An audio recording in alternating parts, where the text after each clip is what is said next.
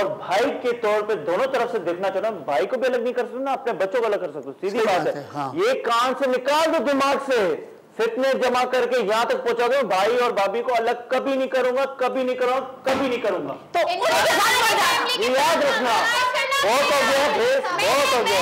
किसी की पसंद नहीं हो, इन्हीं की ही पसंद हो, ये मुझे खुद अपनी पसंद से ही लाई है। जब इनकी आप क्या कह रही हैं? अगर देवरानी अलग नहीं होगी तो मुझे खुला चाहिए। मैं और जुल्म, इनकी तशद्दुद बर्दाश्त नहीं कर सकती, इनका बेरुखी बर्दाश्त नहीं कर सकती मैं। चले खुला तो हो जाएगी, फिर बच्चों की कस्टडी का क्या करेंगे? मैं अपने पास रखूंगी। मैं नहीं होने मैं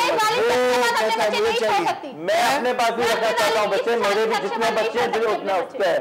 मासूम बच्चे इन दोनों की लड़ाई में रुल जाएंगे। यही तो मैं कह रहा हूँ। यही आप कुछ दिन पहले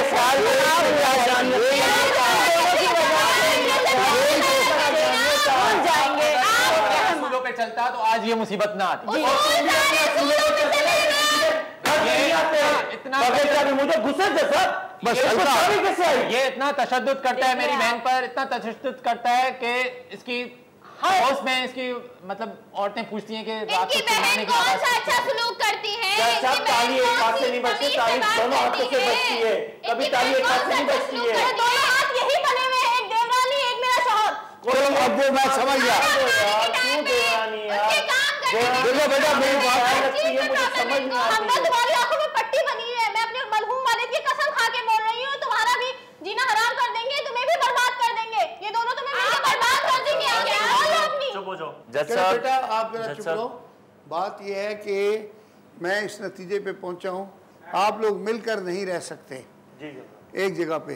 अच्छा, अब वो जो सजेशन लेकर आई हैं वो कहती हैं कि मैं और मेरा मियाँ और बच्चे अलग हो जाएं, आप बेशक इकट्ठे रहें उसी घर में। ये जो है मेरा हस्बैंड और मेरी जो है वो। लेकिन जज साहब हमारा तो घर टूट जाएगा ना, हम जज साहब ये तो इस्लाम में भी है ना, ये तो इस्लाम में भी है कि अगर बीवी मांगे घर अलग तो ये शौहर का फर्ज है कि उसके अलग घर करके दे। ये तो इस्लाम कह रहा है ना। इस्लाम में ये भी है कि किसी घर में दखलंदाजी नहीं करते। हुकूक में निकाह मेरी हो गई है, निकाह में मेरी हो गई है।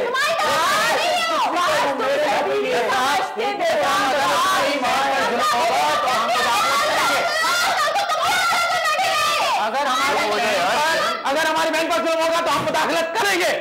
अब क्यों करेगा तू?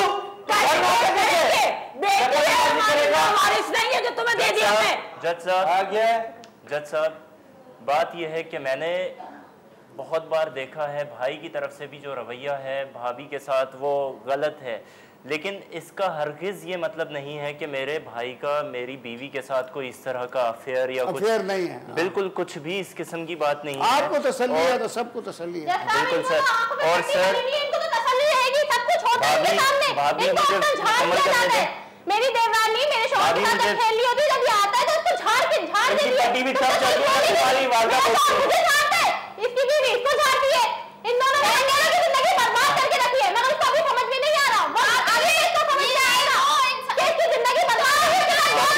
अपने शौहर को अपना बना के रखो। कैसे बना के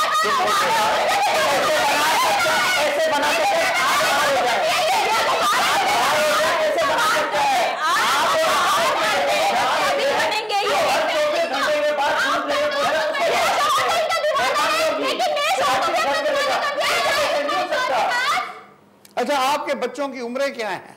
एक 7 साल का है, एक 5 साल का है और एक 4 महीने का है। अब देखिए, जो हमारे यहाँ गार्जियनशिप का लॉ है उसमें यह है कि 7 साल की उम्र तक का बेटा माँ के साथ उसको राइट ऑफ हिजानत है, एज ए मैटर ऑफ